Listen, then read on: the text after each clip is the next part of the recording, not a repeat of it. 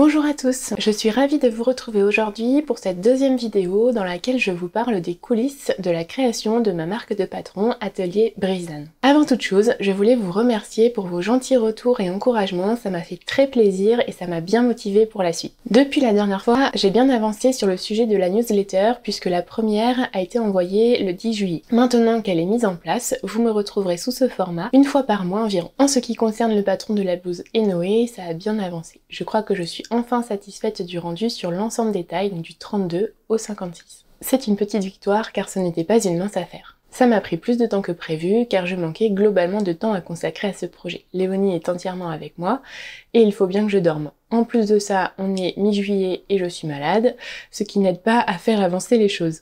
Mais d'autre part, ça vient aussi du fait que je travaille sur le logiciel de patron Valentina et que parfois ça peut être un puits sans fond au niveau des modifications qui peuvent être effectuées. En bref, je crois souvent que le patron est finalisé et puis je me dis mais pourquoi pas bouger cette variable ou ce point, ça serait peut-être mieux comme ça. Sauf qu'en fait, en bougeant ce point ou cette variable, ça fait aussi bouger d'autres variables et d'autres points et on n'en finit pas. C'est souvent bien prise de tête et chronophage. Mais maintenant que cette blouse est finalisée, j'aurai moins de temps à passer sur les prochains patrons. Du moins c'est ce que j'espère, histoire de rentabiliser le temps de recherche et développement que j'y ai déjà passé. Pour vous expliquer un petit peu ma démarche, en fait le patron de la blouse et Noé, je l'ai déjà depuis longtemps. Je travaille en sur-mesure en fait sur un mini mannequin qui est à l'échelle 1,5. C'est un demi 36 dans mon tableau des tailles. Il est juste derrière, donc je vous le montre. Hop. Donc vous pouvez le voir d'un petit peu plus près, donc il a des bras amovibles et voilà, c'est un mannequin, donc franchement il est top, il a de la poitrine, il a aussi des jambes, donc pour travailler voilà les pantalons, les jupes, tout ça c'est bien pratique et les bras ça permet aussi de voir le rendu dans les manches et les emmanchures. Donc lui il est parfait, le patron que je travaille sur lui donc qui est en sur-mesure, il est aussi parfait assez rapidement puisqu'on est sur du sur-mesure. Voilà, donc ça c'est la première étape. La seconde, c'est de transposer finalement le patron que j'ai travaillé sur ce petit mannequin en multitaille en fait du 32 au 56 et c'est là où ça se complique. L'intérêt de ce petit mannequin, c'est vraiment de voir les volumes et le rendu du projet sur lequel je travaille assez rapidement et sans gaspiller trop de tissu. J'essaie d'avoir un impact environnemental le plus limité possible. Du coup, voilà, moins de consommation de tissu avec ce mini mannequin et on en reparlera aussi, mais j'utilise un projecteur, ce qui me permet d'imprimer quasiment zéro papier pour ce projet de création de marque de patron. Ce petit mannequin, ça me permet aussi de voir les différents points de blocage éventuels au niveau du montage du projet que j'avais en tête. Là par exemple, je voulais à la fois une patte de boutonnage bien spécifique et à la fois un col aussi bien particulier. Et en fait je me suis rendu compte qu'au montage, ça allait être vraiment trop compliqué. C'était faisable, mais franchement assez complexe. Et comme je veux que les patrons soient quand même accessibles à tout le monde, du moins par les explications, j'ai dû faire un choix en fait entre mon projet de col et mon projet de patte de boutonnage. Donc j'ai gardé mon col qui fait tout le charme de la blouse et puis pour la patte de boutonnage j'ai trouvé une solution alternative. Mais tout ça voilà, je le fais sur une échelle 1,5, donc moins de gaspillage de tissu et ça fonctionne tout aussi bien. Après si j'ai besoin de refaire des tests de montage, je peux aussi faire des pièces d'études en fait, juste pour le montage de la patte de boutonnage. J'ai vu que ça marchait pas trop bien sur le petit mannequin et comme c'est échelle 1,5 c'est vraiment tout petit, donc je me suis dit bon, je vais essayer de le refaire à échelle réelle, mais en fait j'ai découpé, fait la pièce d'étude que au niveau du haut du col en fait, ce qui posait problème. Donc un petit carré de 30 cm par 30 cm sans découper tout le patron à chaque fois. Donc ça c'est plutôt pas mal pour valider les points techniques de montage. Ce qui me demande un maximum de temps dans ce projet de patron de blouse, c'est la gradation, puisque les patrons seront gradés du 32 au 56 et que je souhaite vraiment que le patron aille aussi bien à un 32 qu'un 56. Et c'est là toute la complexité du sujet.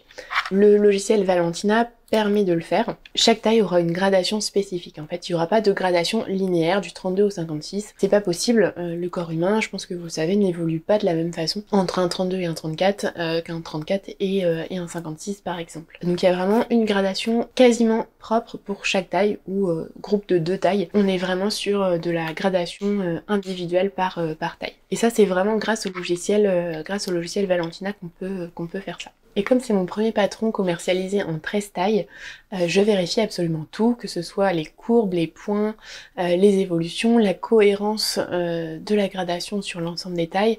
C'est un vrai travail de fourmi et ça me prend un temps de dingue. Et pour arriver au patron de cette blouse, bien sûr on part des patrons de base en fait, donc dans l'ensemble de ces tailles. C'est vraiment la base du travail en fait d'un projet de création de marque de patron, c'est ces patrons de base en fait. Et ces patrons de base je les avais, mais je savais qu'il me restait quelques ajustements à effectuer. Et en fait c'est vraiment ça qui m'a pris le plus de temps, c'est vraiment finaliser ces patrons de base avant de passer à la blouse Enoé. En fait c'est ce qui m'a occupé, je pense 90% de mon temps sur ces dernières semaines, c'est finaliser ces patrons de base de manière à ce que la blouse Inoue taille bien après dans l'ensemble des tailles. Le patron de la blouse en soi, c'est pas ce qui m'a occupé le plus de temps.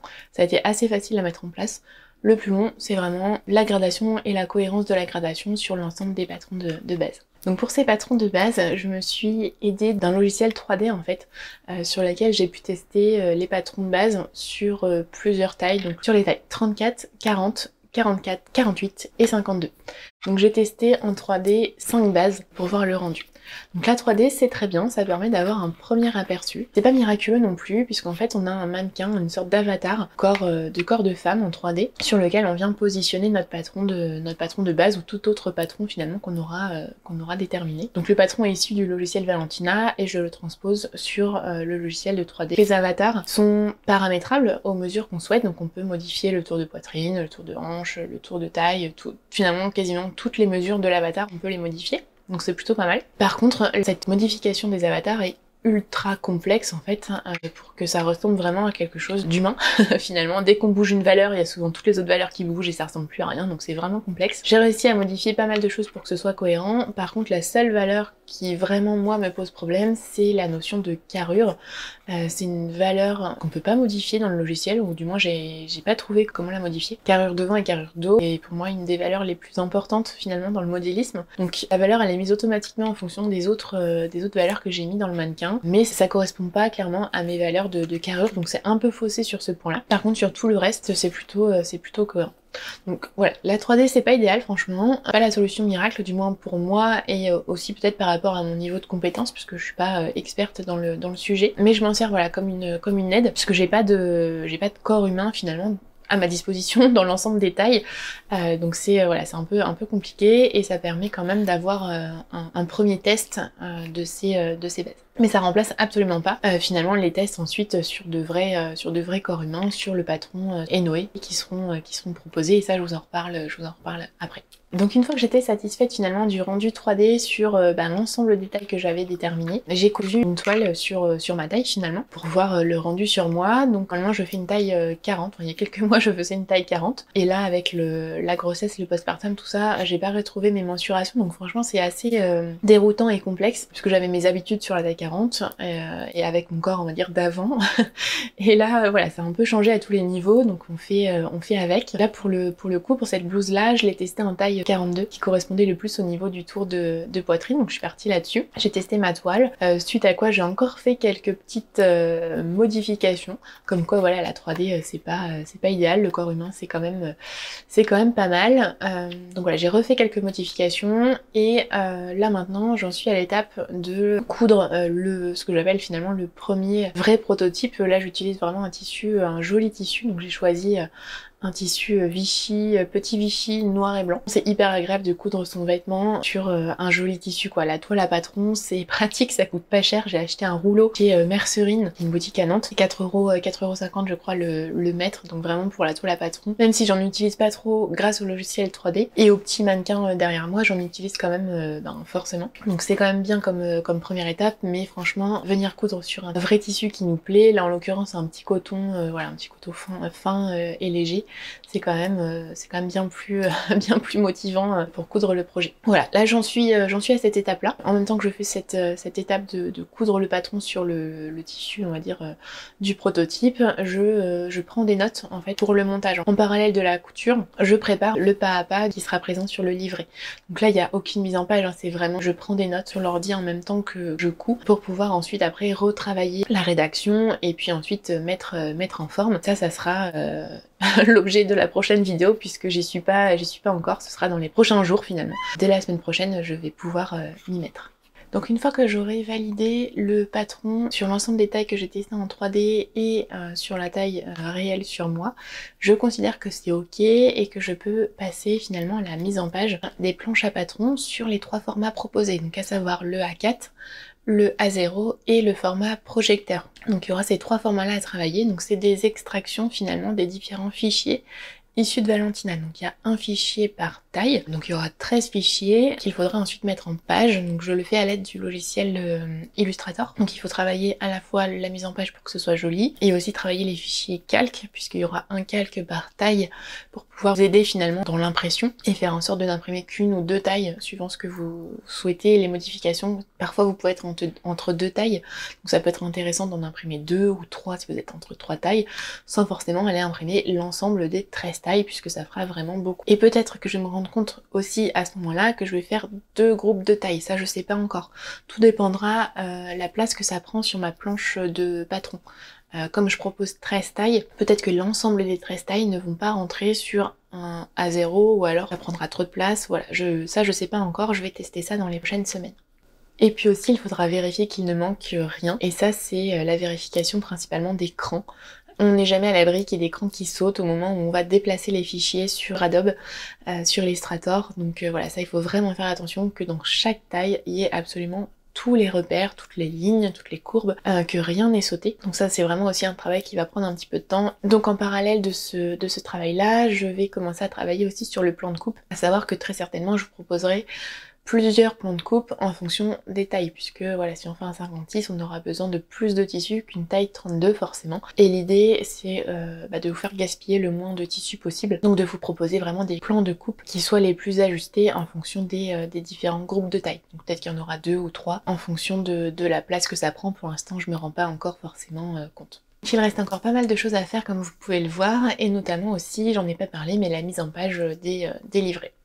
Donc j'ai déjà une trame en fait, puisque ce projet de création de patron, je crois que je vous en ai parlé dans la précédente vidéo, je l'ai depuis des mois et des années, et finalement voilà, j'ai commencé à travailler sur le sujet au fil de l'eau et depuis un petit moment, et notamment la trame et la base de mes livrets, je l'ai déjà en fait. Donc ça c'est déjà une bonne chose de faite. Maintenant il reste à apporter du contenu dans ce modèle vierge, et il restera aussi toute la partie dessin technique, puisque c'est ce que je proposerai dans les livrets. Donc il n'y aura pas de photos, ce sera uniquement des dessins techniques que je fais sur Illustrator aussi. Donc ça va prendre un petit peu de temps aussi. J'en avais déjà dessiné, donc certainement que je vais pouvoir en reprendre quelques-uns ou repartir de bases déjà existantes, mais il y en aura quand même une bonne partie à créer de toutes pièces. Après voilà, c'est aussi des choses que j'espère pouvoir réutiliser plus ou moins, ou en remodifiant légèrement sur d'autres livrets finalement. Là il y a un gros travail pour ce premier patron, mais voilà, j'espère que ça resservira dans les prochains patrons. Donc l'objectif c'est que tout soit calé avant que je parte en vacances fin juillet début août. Donc voilà, il me reste voilà pas mal de choses à faire là sur les prochains jours. Et ensuite l'idée c'est de vous proposer donc de tester ces patrons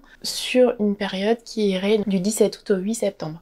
Les dates pourront varier, on va dire légèrement, mais globalement on sera sur cette période. D'ailleurs à cette occasion, je recherche donc un petit groupe de testeuses pour tester ce patron. Je pourrais pas prendre trop de personnes sur ce premier projet, mais l'idée c'est d'avoir au moins un test par taille, ce serait vraiment l'idéal. J'ai préparé un petit Google Form pour vous donner un petit peu d'infos et vous permettre de candidater entre guillemets au test. Donc je vous mettrai ça dans la description de la vidéo, et puis j'en parlerai aussi sur Instagram. Donc voilà, si c'est quelque chose qui vous tente de participer à ce projet et de m'aider dans cette démarche, n'hésitez pas. Ce que je vous propose de faire, c'est certainement de créer un petit groupe WhatsApp ou un compte Instagram, je sais pas exactement comment ça va se passer, mais pour qu'on puisse vraiment tout échanger ensemble sur cette période, pour répondre à vos questions, à vos interrogations, à vos éventuelles difficultés. Je serai complètement disponible à ce moment-là pour faire ça avec vous. En sachant que derrière, il y aura très rapidement, je l'espère, d'autres tests patrons, puisque l'idée c'est de commencer bientôt à travailler sur un autre patron, et je pense qu'on sera sur un pantalon cette fois-ci. L'idée c'est de travailler sur des petites collections, et du coup j'ai fait une blouse, donc l'idée c'est d'avoir un pantalon avec lequel on peut porter la blouse, du moins à ce stade c'est l'idée que j'en ai. On verra si ça évolue dans les prochaines